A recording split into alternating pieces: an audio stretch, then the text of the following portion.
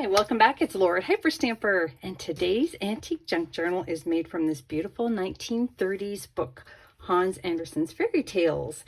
And it is, it's funny because it's one of these ones that's exactly the same on the back and the front. And sometimes I split them to make two journals, but I wanted to leave this one intact. I didn't want to do too much damage to it, so you get kind of double the fun on this one.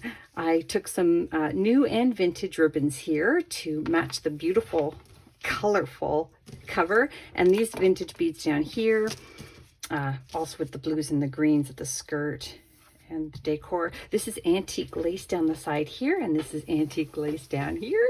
So let me take you on a tour of this 7 1/4 by 10 inch. It's big, large journal.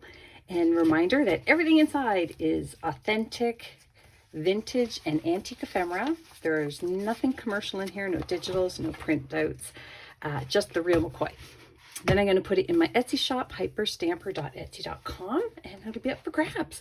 So I love this in here. This was a gift to Ian, Christmas of 1959, and which means it was probably handed down. Then we have this beautiful plate here from the 1880s, and that is from the Chatterbox book set I have, and that is a beautiful plate on a chiseled steel stamp that they did the printing on, which is just gorgeous. And then over here, I've got this really stuffed pocket. Let's see what I have in here. We've got this 1940s children's book page for journaling. And this is from 1895. Wonderful, wonderful advertisements here. You'll have a lot of fun looking at these. And then this one here is just a blank page from the front of an antique book. And that is also great for journaling on as well. I love it when they mark up all the book pages because it just shows me that they were used and loved. This here is a tag I made for a 1950s magazine, and this is a couple on a boat going sailing, and the back of this is actually from an antique box.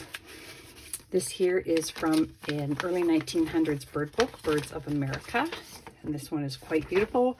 One of my favorite birds, the blue jays, right there. And then this pocket down here is from the early 1900s from an arithmetic book. This is 1950s doily making book page. And then down here is a little 100-euro banknote that I flipped over to its back because I really loved the graphic back here with the number 59. And then this here is in early 1900s, sort of a transport token. It's a lovely antique book page here. And this is another, because this is a Hans Andersen fairy tale book, I pulled this one as well, Andersen's Fairy Tales, from a different old book I had, and it's the dust jacket, and it was very damaged, as you can see, so I just pieced it together to make this nice little flip out and a pocket here. And in here I put this vintage bird book page, Birds of North America, in there, and that's the sparrows page. I have so many sparrows in my backyard, so that's pretty cool. And then I folded it over and put in a 1900 plate here, and that is a beautiful plate in the park, and that's all on top of a 100-year-old page there, and a vintage dictionary page here. This is a 1953 receipt that was split, so I glued it down. This is from about a 120-year-old postcard album page. So I put a nice old postcard on here. Look at how beautiful that one is. Never was used. And again, that is early 1900s. And you can actually very carefully fit more things in there if you like, or glue down some photos. This is just an antique book page that you can journal on. It's blank inside, and then just a really fun cluster here on this vintage dictionary page. Another early ledger page here. This is actually a lesson on ledgers. It says personal ledger and journal. There's an antique stamp up there, and this I pulled from an antique book. I just love it. It's got the original string in here that hold the signatures together. Just, I think, is beautiful. And there's the flip side to that doily page, and this is a research page. I don't know the date of it, but it was done with a quilled pen, which is kind of cool. That is a vintage bird book page. Here's another vintage book page here, and I put antique paper on the back. Another antique book page here. So many pages for you to journal on. Now this is not old. I made it. Just a little thing for you to journal in. I just thought it was pretty. I was in a creative mood that day. I wanted to do some stamping. And then back here is another sweet little page from 1905. And then here we have another antique book page. And then this here is a lovely little vintage botanical book page. It's got the flower here, Douglas meadow foam, and then here is the lupin, which is very, very popular down east in Canada, one of my favorites.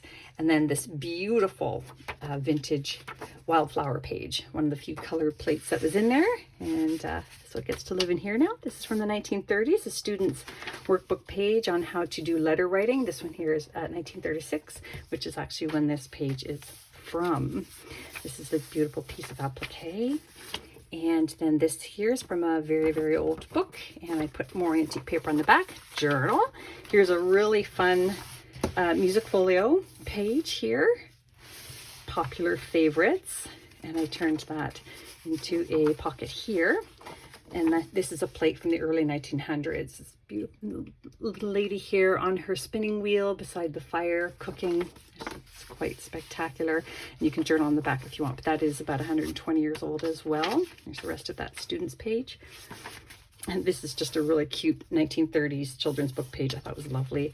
This is from 1920, or sorry, I think it was it on the back? No.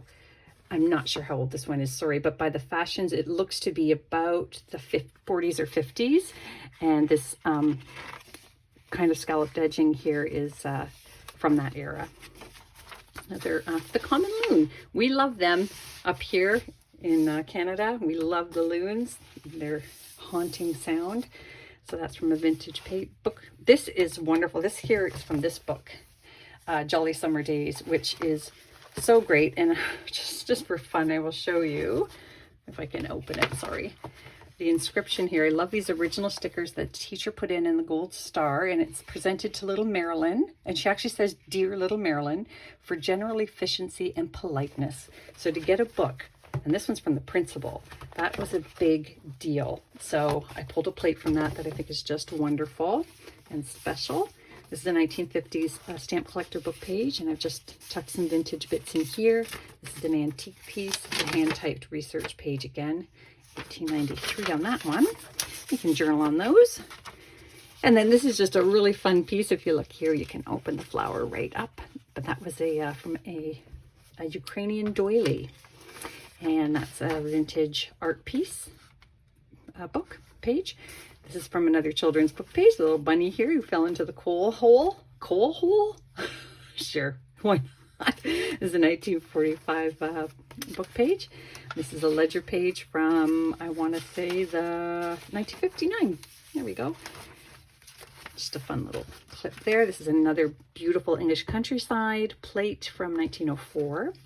This is a nice pressed flower I've tucked in there on top of a vintage dictionary page. And then this is a vintage book from the 40s, Dr. Dolittle. Isn't that a beautiful little plate? It's really quite sweet. And Jessie Manu. And oh, look at the great garnish. She owns this book. Here is a page from that same old children's book page there from the 40s. This one here is from the 20s. Cat. No kidding. You could journal on the back of that, and this lovely little plate down here from the early 1900s. And that brings us to the end. So I hope you love it as much as I loved making it. If you want to see more, visit my Etsy shop, hyperstamper.etsy.com. There's lots there to choose from always, and I will see you soon. Don't forget to subscribe.